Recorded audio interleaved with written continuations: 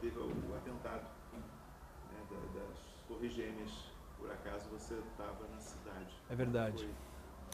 Eu fui para participar da LASA, que foi em Washington, e na época tinha uma logística também de voltar, ficava mais barato voltar via Nova York. Nessa altura tinha um grande amigo lá fazendo doutorado, o Selmo Norte, morando no Queens. Então eu cheguei em Nova York 2 dias antes. Na verdade, inclusive eu cheguei a circular pelo espaço ali lá do sul de Manhattan um dia antes.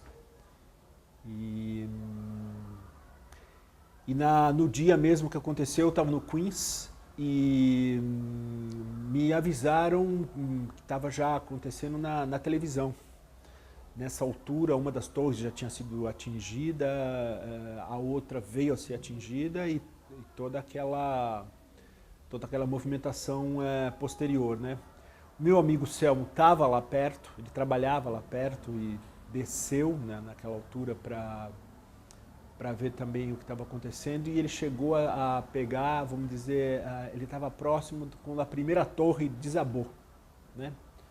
Pegou toda aquela poeira, aquela fumaça, puxaram ele para o lobby de um prédio. E eu acompanhei tudo aquilo no Queens e acabou por ser um aprendizado também involuntário muito importante sobre aquele evento pela proximidade, né?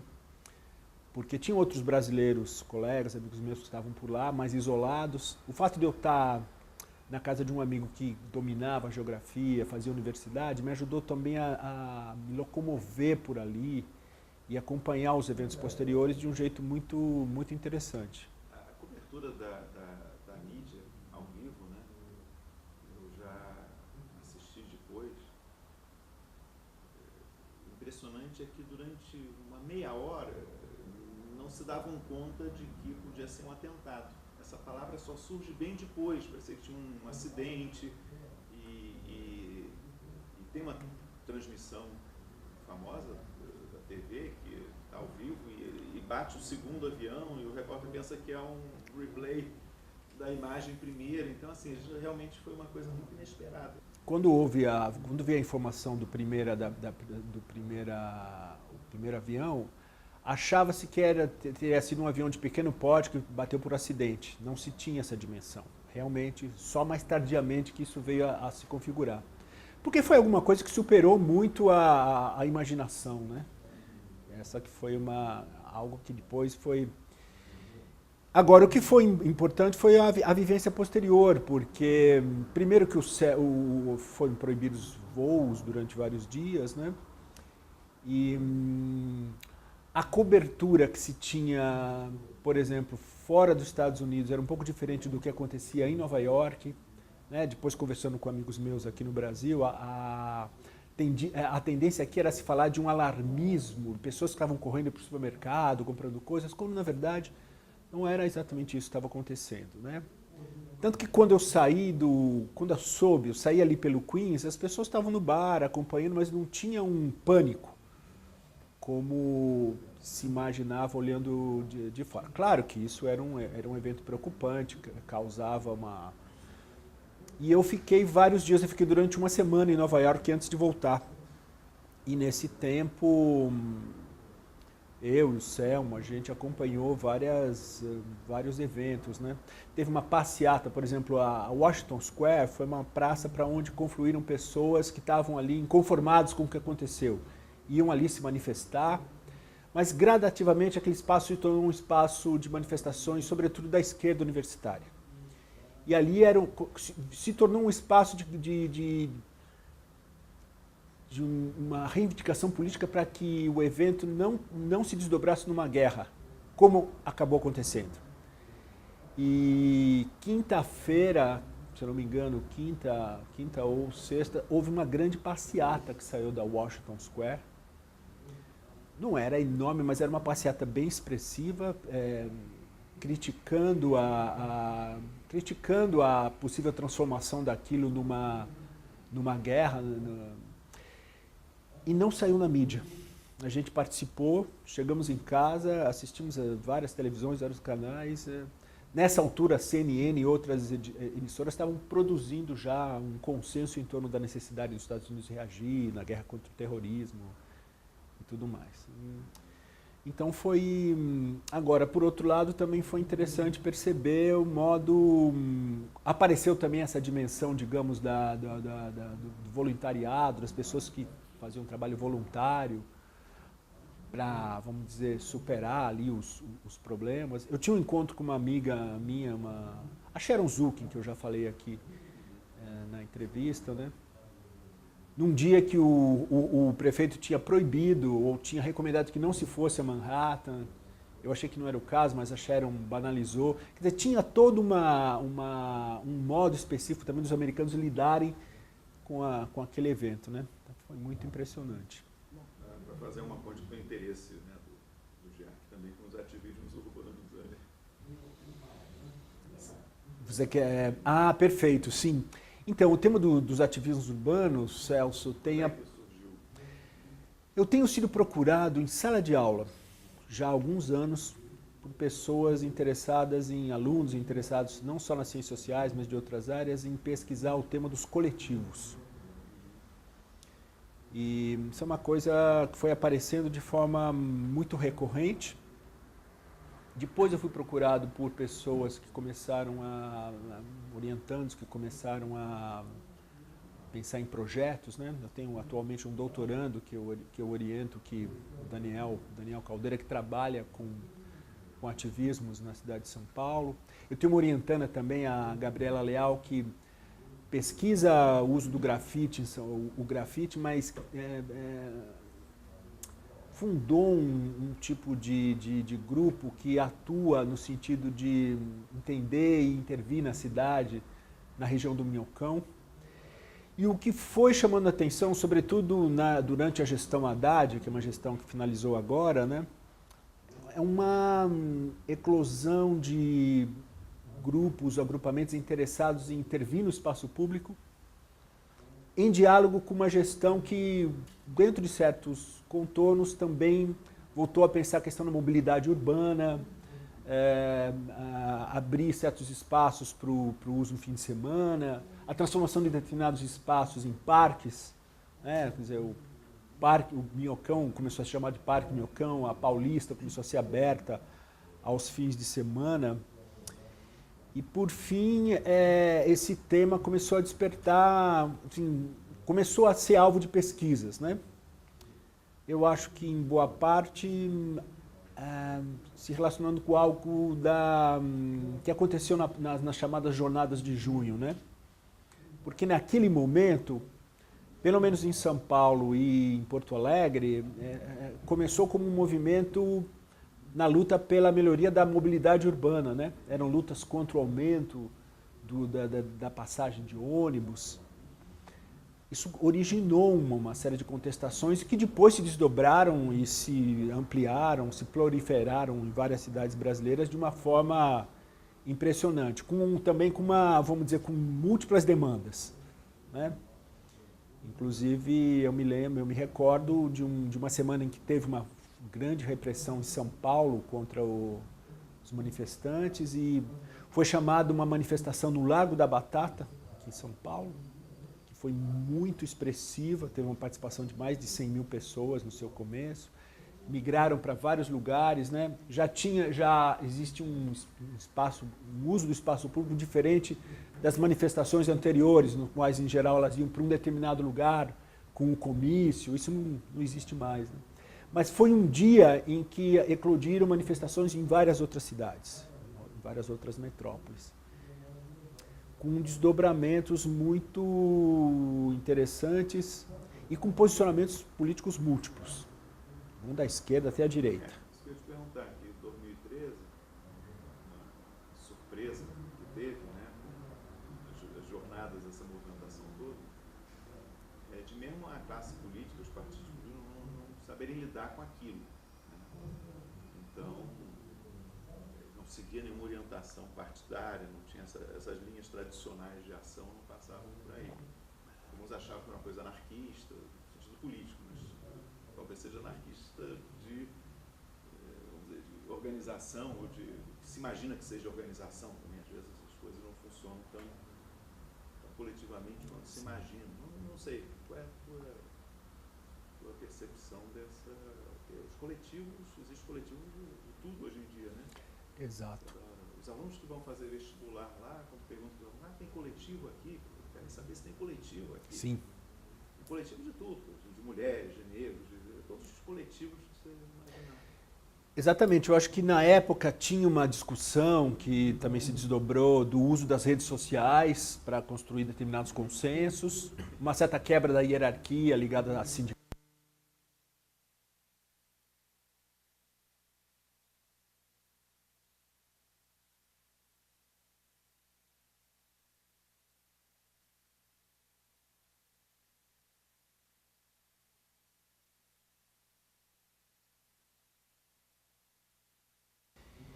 Então foi um momento muito forte na política brasileira e que se desdobrou, eu acho, por vários caminhos, né?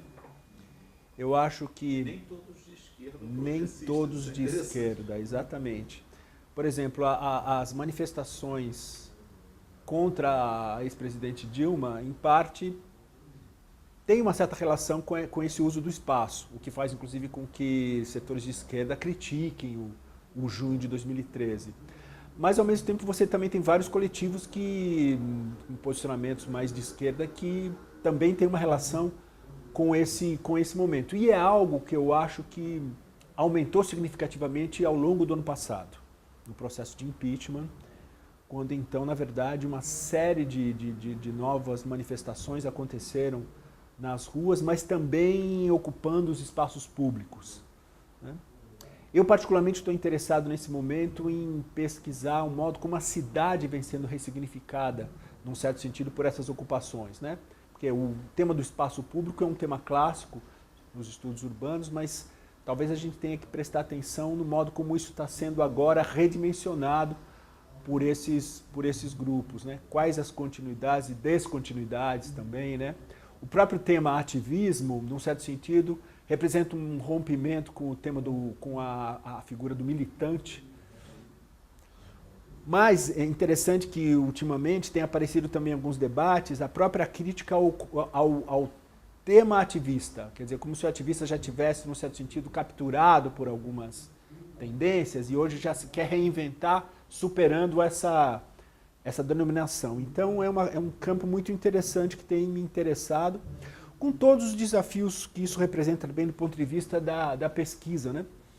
Sobretudo porque quando a gente pesquisa, digamos, coletivos, esses coletivos de contestação com os quais a gente se identifica, é preciso também ter clareza quanto ao estranhamento que você precisa produzir para não apenas no sentido não apenas endossar aquilo que está sendo praticado, né? Que é uma temática que aparece já em muitos momentos na antropologia urbana, né, Celso? Falando em antropologia urbana, queria voltar um pouco no tempo, a tua experiência aí acadêmica, né, nas reuniões, tanto da ABA quanto da Ampox. Desde 2002 você coordena GTs, né, ou seminários temáticos. Como é que você viu esse campo da antropologia urbana? Porque nessa posição de coordenador você recebe, né, não só propostas de trabalho, organiza as mesas, tem contato com uma produção para além do GEAC, além das coisas que você, né, lida no dia a dia. Como é que você viu 2002, né, para hoje a gente tem aí 15 anos quase de antropologia urbana? Olha, é um tema, é um espaço importante, eu acho, que tem que ser preservado e ampliado. Eu tive a oportunidade de primeiro organizar uma mesa, um GT, né, na ABA com a Fernanda Peixoto, depois em 2004 com a Luciana Andrade, da PUC de Minas. E nessas duas experiências o que a gente procurou trabalhar era definir um espaço ligado à questão da antropologia urbana e da etnografia urbana, né? Posteriormente a gente ampliou esse espaço para a Ampox.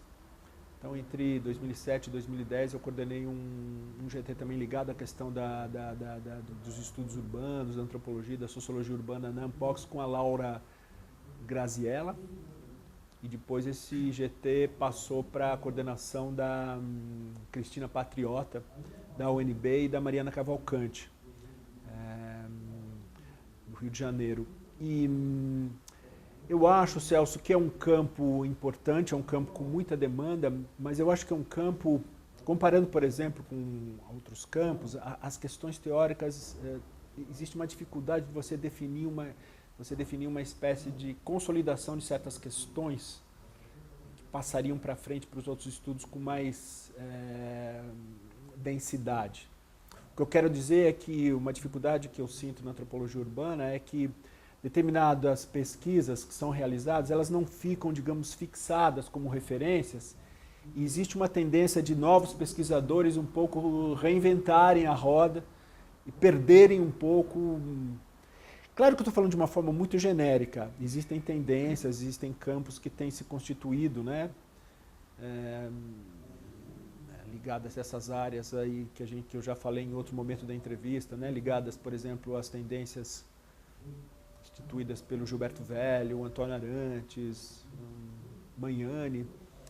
Mas, de toda forma, apesar dessas tradições, eu sinto que ainda é um campo que precisaria consolidar um pouco mais determinadas referências, né?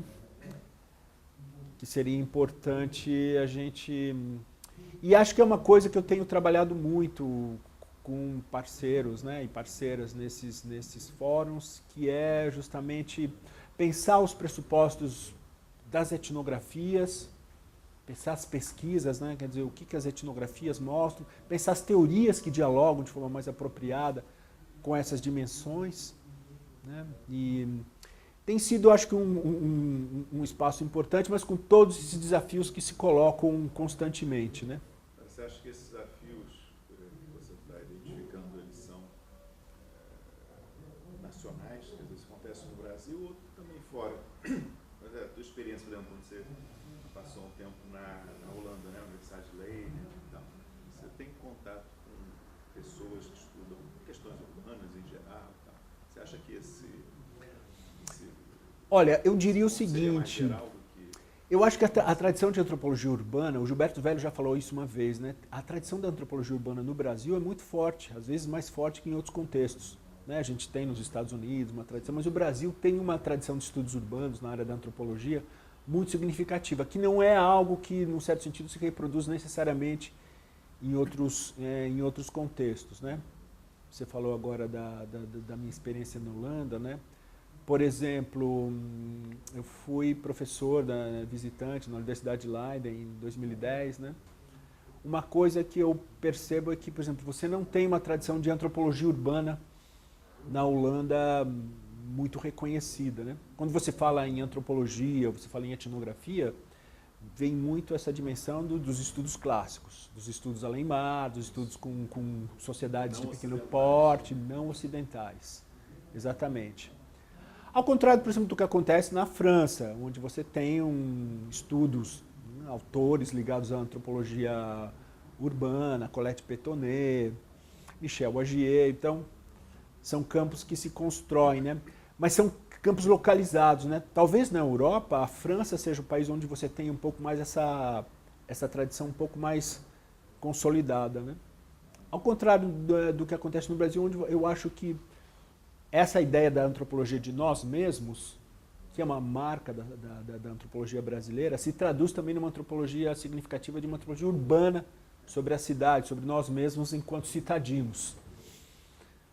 Mas é um campo que, num certo sentido, concorre com determinadas especializações, né?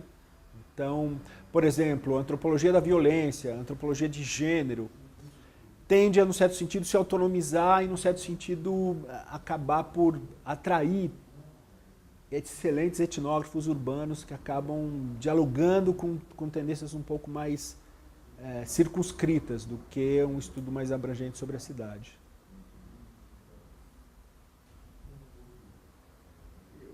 Bom, nós já falamos da tua experiência em Portugal também, né? Com a Graça, eu quero mencionar um país europeu que tem uma tradição também de antropologia urbana. É verdade.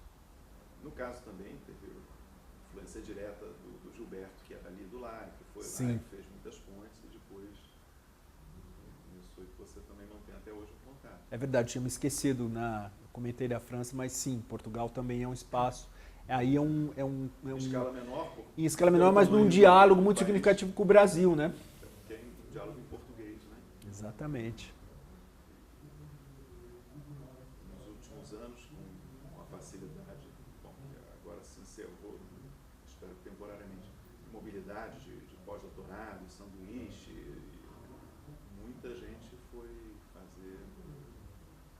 passar um tempo em Portugal e teve Exatamente. essa experiência, né? Seria importante que isso tivesse continuidade, porque eu acho que nos últimos anos isso tem se tornado mais denso, né? E acho que é um campo aí, é o campo quando houve, inclusive, o lançamento do livro Antropologia da Cidade, do Michel Agier, que foi traduzido pela Graça Cordeiro, do francês para o português, com uma revisão técnica minha, uma revisão conceitual minha, né? Nós escrevemos, inclusive, um prefácio para a edição brasileira e houve, naquele momento, um debate de lançamento do livro em Lisboa, no qual Michel Agier participou, né? E o debate se chamava Antropologia em Língua Portuguesa, Antropologia Urbana em Língua Portuguesa, que era justamente essa ideia de se pensar as especificidades de uma antropologia urbana que envolva aí os países de língua portuguesa.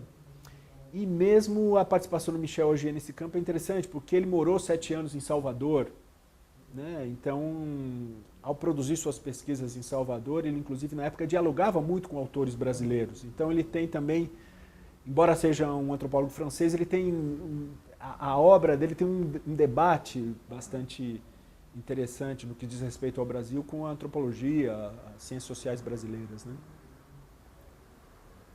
Agora, a gente está falando basicamente do campo acadêmico, né? Mas eu queria também ouvir sobre a tua experiência no CONDEFAT, desde 2013, né, que você é conselheiro. Aí você está lidando com outra dimensão não estritamente acadêmica, embora o teu papel seja a partir de um lugar acadêmico, de uma trajetória, de uma carreira que você construiu. Como é que tem sido, né, na verdade, ainda continua a sua experiência? Sim, olha, é uma experiência que eu acho que é importante também. O CONDEFAT, enfim, é um conselho que conta com uma representação significativa de docentes das universidades paulistas, né? E isso faz com que se torne um conselho muito dinâmico na deliberação de determinados temas de preservação. Eu faço parte desde 2013 do CONDEFAT como... a gente participa na condição de conselheiro relator, né? Quer dizer, a gente pega determinados processos produzidos pelos historiadores, pelos profissionais do CONDEFAT e toma decisões quanto a solicitações de tombamento, estudos de tombamento ou registros de patrimônio imaterial. E tem sido uma experiência muito interessante, primeiro porque o CONDEFAT é uma arena onde você entende muitos conflitos urbanos, onde você entende muitas dimensões aí de preservação que se opõem a interesses do capital financeiro, interesses de propriedade, ao mesmo tempo que também é um espaço importante para entender essas relações entre patrimônio material e imaterial, né? Que é uma divisão que existe do ponto de vista acadêmico, mas que no fim sempre envolve um conjunto articulado de questões, né? No patrimônio material, que diz respeito a uma perspectiva mais clássica dos conselhos, tanto no IPHAN como no CONDEFAT, dizem respeito a edifícios, estabelecimentos, mas que se justificam por uma história de ocupação social, de eventos que aconteceram ou que acontecem ali, né? E mais recentemente a gente tem essa dimensão imaterial que está se desenvolvendo também, primeiramente no IPHAN, começa a dar seus primeiros sinais também no CONDEFAT, embora ainda muito iniciais, né? Eu tive a oportunidade, inclusive, de ser conselheiro relator no ano passado do registro do samba rural paulista como patrimônio imaterial. Foi uma oportunidade, portanto, de começar representou um primeiro passo do CONDEFAT nessa esfera aí do registro imaterial e algo que ainda precisa ser muito mais desenvolvido, mas que é uma dimensão que tende a crescer muito, não só no estado de São Paulo, mas nacionalmente, né? Portanto, é uma esfera muito importante que continue contando com a participação da universidade, né? Há outros antropólogos? Sim, você tem... Na USP você tem... É uma representação que reveza entre sociologia e antropologia. Na Unicamp e na Unesp também você tem isso. Na Unicamp também você tem, em regime de revezamento, antropólogos e sociólogos. Na Unesp me parece que sim também. Embora a gente tenha depois, em outros momentos, também antropólogos de outros campos, né? Por exemplo, nessa última gestão, o Magnani também participou, mas aí ligado a um convite da Secretaria da Cultura. Eu acho que é uma dimensão importante, algo que precisa crescer, sobretudo porque você tem um certo monopólio de arquitetos e urbanistas que tem um papel, obviamente, importante, mas que precisam ser contrapostos por outras visões de áreas do saber que também entendo que tem contribuições importantes a fazer nessa dimensão, né? Bom, então, acho que a gente cobriu aqui a tua trajetória até agora, né? Você está muito ativo. Tem uma última pergunta que eu queria fazer, que a gente tem feito quase sempre nas entrevistas, que começou com uma curiosidade, mas o resultado acabou sendo interessante, que é perguntar sobre se destacar algum livro marcante, ou alguns poucos livros marcantes na tua trajetória, o que é que te vem à mente, que você lembra? Então, eu acho que, bom, a gente sempre vai sendo marcado por muitos livros, né? Acho que é uma experiência muito legal a gente se afetar. Mas acho que tem dois que eu gostaria de destacar na passagem da minha graduação para pós-graduação. Um deles é o Tudo que é Sólido Desmancha no Ar, do Marshall Berman. Um livro muito marcante para mim, no momento que a gente estava discutindo bastante a questão da modernização urbana, o espaço público, os conflitos. E termina por ser um livro muito interessante ao enfocar determinadas dimensões urbanas em Paris, em Nova York, enfim, algo que também podia se desdobrar para uma discussão sobre Brasília, embora não tenha sido tratado diretamente no livro, né? Esse foi um livro muito marcante que a gente debateu bastante na época. E outro é o Tristes Trópicos, do Lévi-Strauss, que eu acho que é um livro peculiar na trajetória do Lévi-Strauss. Você leu quando? Em 84 para 85. E um livro também muito marcante.